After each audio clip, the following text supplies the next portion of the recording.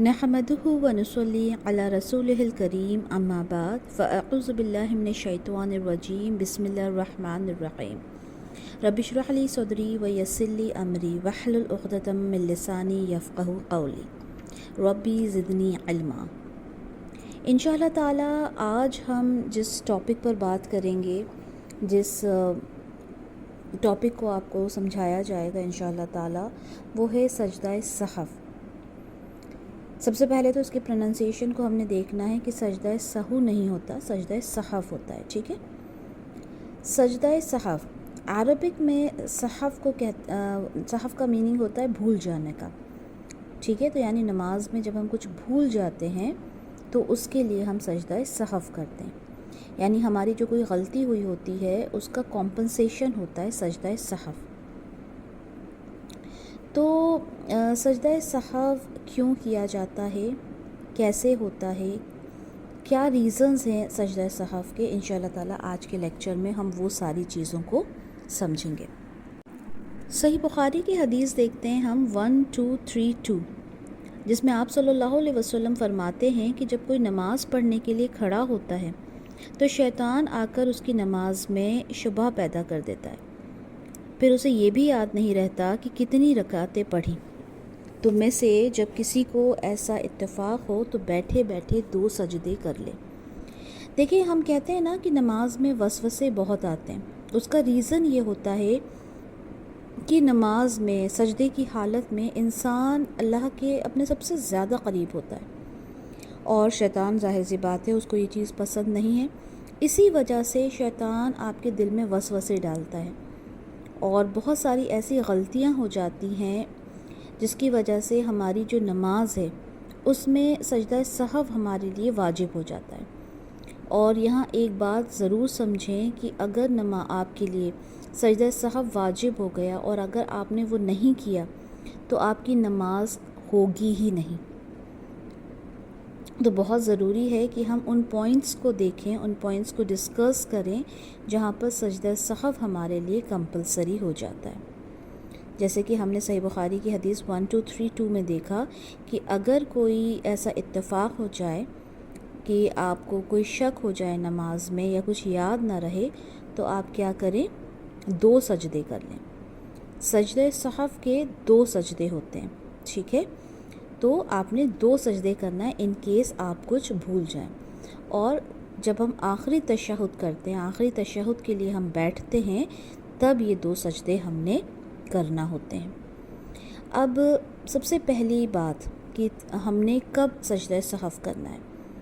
अगर हम 4 रकात की नमाज़ पढ़ रहे हैं और उसमें 2 रकात के बाद हमें बैठना होता है तशहुद के लिए, लेकिन हम भूल गए बैठना और हम खड़े हो गए, तो जब हम चौथी रकात में तशहुद के लिए बैठेंगे तो हमने क्या करना है, सजदा सहफ़ करना है।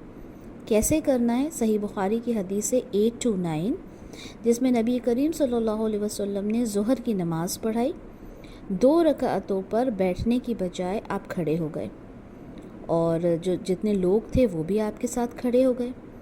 अब जब नमाज ख़त्म होने वाली थी और लोग आपके सलाम फेरने का इंतज़ार कर रहे थे तो आपने अल्लाहु अकबर कहा और सलाम फेरने से पहले 2 सजदे किए और फिर सलाम फेरा। तो इस हदीस से हमें पता चलता है कि सजदा सहफ़ किस तरह से करना है।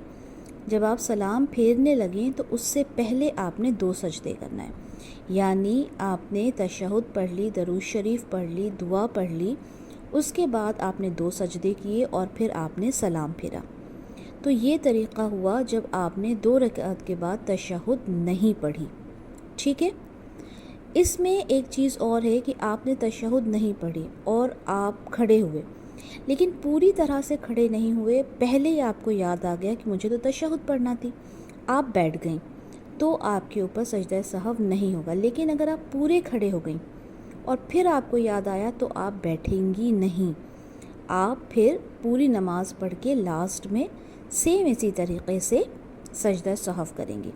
बट इन केस खड़े होने से पहले आपको याद आ जाए तो आप बैठ जाएंगे। और इसकी दलील हमें मिलती है मिशकातुल मसाबी की हदीस 1020 से। ठीक है, कि अगर मुकम्मल तौर पे खड़ा होने से पहले अगर याद आ जाए तो बैठकर तशहुद پڑھ سکتے ہیں۔ یہ تو ہو گئی تشہد کے بعد۔ اب جب ہم نماز پڑھ رہے ہیں تو ہمیں کنفیوژن جو ہوتا ہے سب سے زیادہ وہ یہ ہوتا ہے کہ 3 رکعت پڑھی ہیں یا 4 رکعت۔ تو جب ایسا ہو تو اپنی جو آپ کی ایک تو کنفیوژن ہے، ٹھیک ہے، اور ایک ہے کہ جس پر آپ بالکل کنفرمڈ ہیں، ٹھیک ہے، کہ ہم نے 3 پڑھی ہے یا 4۔ اب 3 تو کنفرمڈ ہیں کہ 3 تو پڑھی ہیں، پرابلم کہاں آتی ہے؟ 4 پر، کہ چوتھی رکعت پڑھی ہے یا نہیں پڑھی۔ تو ہم کیا کریں گے؟ ہم اپنے جو ہمارا جو شک ہے اسے ہم الگ کریں گے اور یقین کو اپنا بنیاد بنائیں گے۔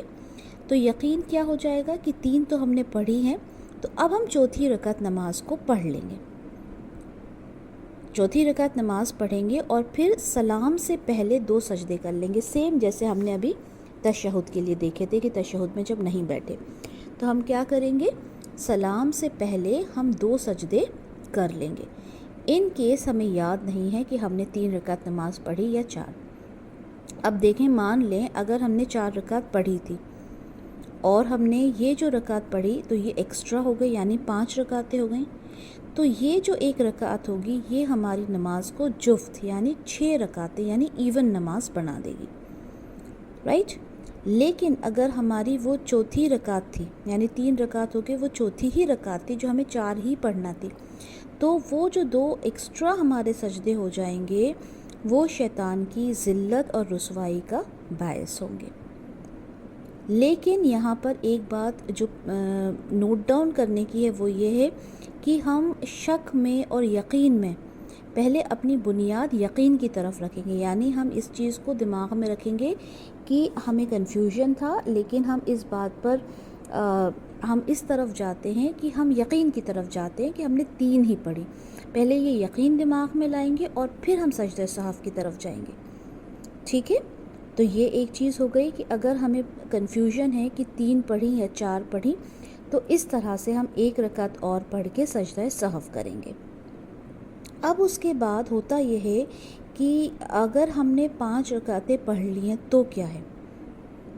اگر ہمیں پتہ ہے یا ہمیں کسی نے کہا کہ آپ نے تو 5 رکعتیں پڑھ لی ہیں تو کیا کریں گے؟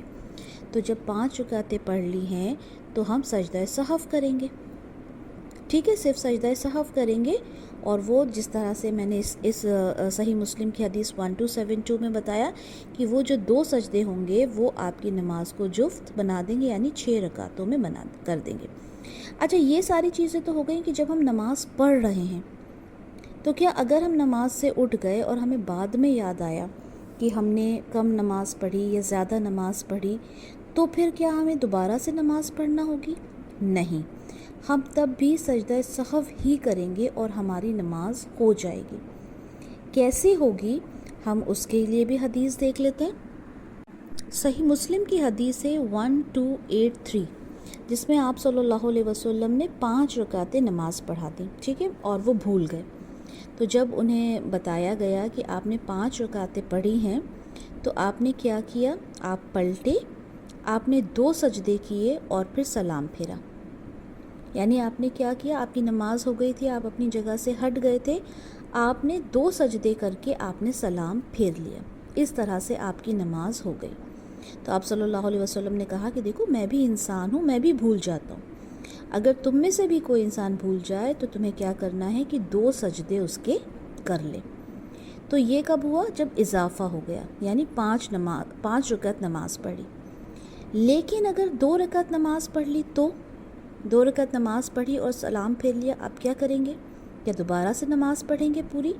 نہیں، اگر 2 رکعت نماز پڑھی اور 2 رکعت نماز پڑھ کے سلام پھیر لیا، یا تو آپ کو فوراً یاد آ گیا تو بھی، یا پھر آپ کو تھوڑی دیر بعد یاد آیا تو بھی، آپ کیا کریں گے؟ پھر 2 رکعت کی نیت آپ باندھیں گے، ٹھیک ہے، 2 رکعت نماز آپ پڑھیں گے اور 2 رکعت نماز پڑھنے کے بعد پھر آپ سجدہ سہو کریں گے۔ کس طرح سے کریں گے؟ وہ ہمیں ملتا ہے صحیح بخاری کی حدیث 482 میں کہ آپ صلی اللہ علیہ وسلم نے کیا کیا کہ آپ نے 2 رکعت نماز پڑھائی اور آپ نے سلام پھیر دیا، پھر جب آپ کو یاد دلایا کہ آپ نے 2 رکعت ہی نماز پڑھوائی ہیں تو آپ نے کیا کیا؟ آپ آگے بڑھے، آپ نے باقی کی 2 رکعت پڑھی، پھر سلام پھیرا، پھر تکبیر کے بعد آپ نے سجدہ سہو کیا، ٹھیک ہے، اور مطلب ایک تکبیر کہہ کے ایک سجدہ کیا، پھر تکبیر کہہ کے دوسرا سجدہ کیا، کیونکہ سجدہ سہو کے 2 سجدے ہوتے ہیں، اور پھر اس کے بعد آپ نے سلام پھیرا۔ یعنی یہ ایک کمپلیٹلی ڈیفرنٹ طریقہ ہو گیا۔ کب؟ جب آپ نے کم نماز پڑھی تھی، یعنی 4 کی آپ نے 2 رکعت نماز پڑھی، آپ نے سلام پھیر لیا، اب آپ کو یاد آیا تو آپ نے کیا کیا؟ آپ نے 2 رکعت نماز پڑھی، آپ نے سلام پھیرا، سلام پھیرنے کے بعد آپ نے 2 سجدے کیے، اور پھر اس کے بعد آپ نے سلام پھیرا۔ تو یہ طریقہ ہوگا جب آپ نے کم نماز پڑھی اور اس کے بعد آپ نے سلام پھیرا۔ تو ایک بار آپ کو ریوائز کروا دیتی ہوں میں۔ سب سے پہلے ہے کہ اگر آپ نے دوسری رکعت میں تشہد نہیں پڑھا تو آپ سجدہ سہو کریں گے۔ اس کے بعد اگر سجدہ تشہد کے بنا پڑھے بنا آپ کھڑے ہو رہے تھے، لیکن بیچ میں ہی آپ کو یاد آ گیا، تو آپ بیٹھ کے تشہد پڑھ لیں گے۔ لیکن اگر آپ پوری طرح سے کھڑے ہو گئے تو پھر آپ آخری تشہد میں سجدہ سہو کریں گے۔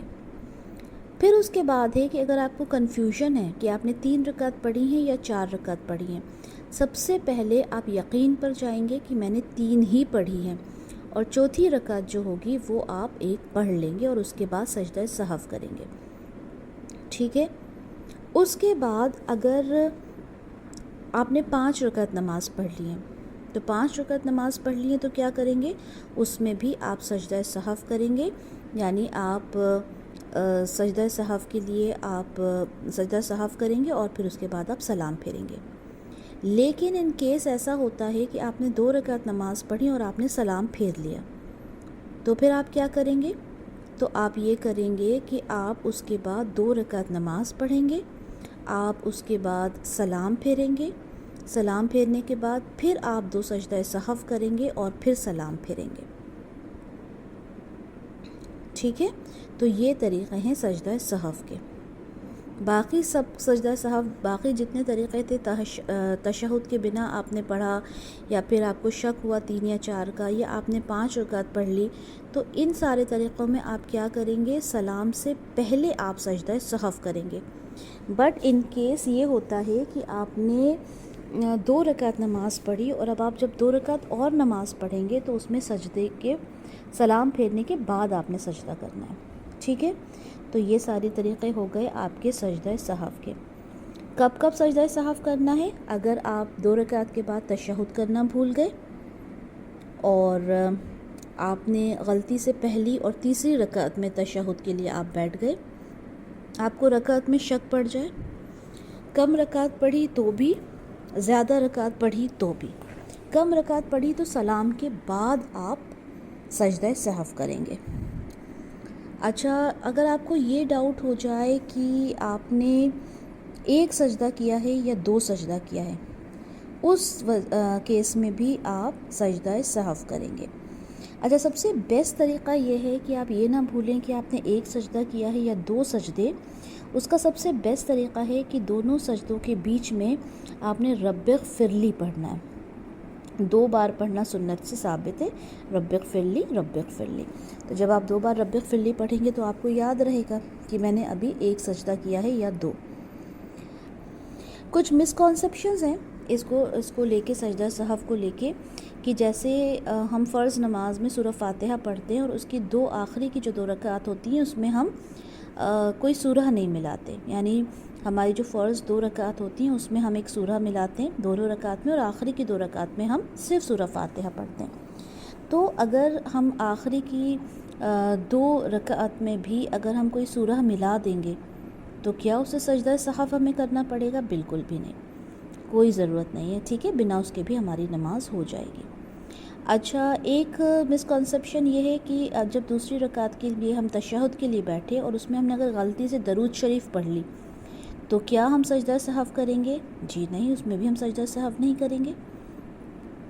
اچھا، ایک جو مسکنسیپشن ہے وہ یہ ہے کہ اگر ہم نے قرآن کی ترتیب چینج کر دی، یعنی پہلے قل هو اللہ پڑھ دی اور بعد میں قل یا ایھا الکافرون، تو کیا ہمیں سجدہ سہو کرنا ہوگا؟ سجدہ سہو بھی نہیں کرنا ہوگا، اور قرآن کی ترتیب چینج کرنے سے بھی کوئی پرابلم نہیں ہوتا، ٹھیک ہے، ہم ترتیب چینج کر کے بھی پڑھ سکتے ہیں، نو ایشوز۔ تو یہ بہت امپورٹنٹ باتیں تھیں سجدہ سہو کی، جو ہم سب کو معلوم ہونا چاہیے، سجدہ سہو کا طریقہ معلوم ہونا چاہیے، کیونکہ کئی بار یہ ہوتا ہے کہ ہم جیسے 2 رکعت نماز پڑھ کے ہم نے سلام پھیرا تو ہم کیا کرتے ہیں، دوبارہ سے اپنی نماز کو پڑھنے لگتے ہیں۔ ایسا نہیں ہے، اللہ تعالیٰ نے ہمیں طریقہ بتا دیا ہے کہ اگر آپ سے غلطی ہو جائے تو اس طرح سے پھر آپ نے اپنی نماز کو درست کر لینا ہے، ٹھیک ہے۔ یا پھر تشہد میں ہم نہیں بیٹھے تو بہت زیادہ یہ ہوتا ہے ہم لوگوں میں، ہم یہ کہیں کہ علم میں ہماری کمی ہوتی ہے کہ ہم پوری نماز کو یا تو دوبارہ پڑھتے ہیں یا پھر فار گرانٹیڈ لے لیتے ہیں کہ چلیں کیا ہوتا ہے، کچھ نہیں ہوتا، چلو نہیں ہو گئی نماز تو دونوں ہی جو کیسز ہیں وہ ہمارے لیے مشکل ہو جاتے ہیں۔ اگر ہمیں دوبارہ سے نماز پڑھنا ہے تو نماز تو ہماری دوبارہ سے پڑھنے میں ہو جائے گی، لیکن سجدہ سہو سے اگر ہماری نماز صحیح ہو سکتی ہے تو کیا ضرورت ہے کہ ہم نماز کو پورا پڑھیں۔ اور دوسری بات، اگر سجدہ سہو ہمارے لیے کمپلسری ہو گیا اور اگر ہم نے نہیں کیا تو ہماری نماز پھر وہ نہیں ہوگی، اور ہم جانتے ہیں کہ نماز جو ہے وہ بہت ہی امپورٹنٹ ہماری جو اسلام کا جو ایک بہت ہی امپورٹنٹ پلر ہے، تو ہماری یہ ضرورت ہے، ہمارا یہ فرض بنتا ہے کہ ہم اپنی نماز کو ہمیشہ درست کریں، ہمیشہ اچھے سے پڑھیں۔ اللہ تعالیٰ سے یہی دعا ہے کہ اللہ تعالیٰ ہمارے علم میں اضافہ کرے، اور جو بھی کچھ ہم یہ جو باتیں کرتے ہیں اس پر عمل کرنے کی ہمیں توفیق دے۔ بارک اللہ لی ولکم فی القرآن الکریم ونفعنی وإیاکم بما فیہ من الآیات والذکر الحکیم۔ سبحانک اللہم وبحمدک، اشہد ان لا الہ الا انت، استغفرک واتوب الیک۔ جزاک اللہ خیرا کثیرا واحسن الدنیا والآخرہ۔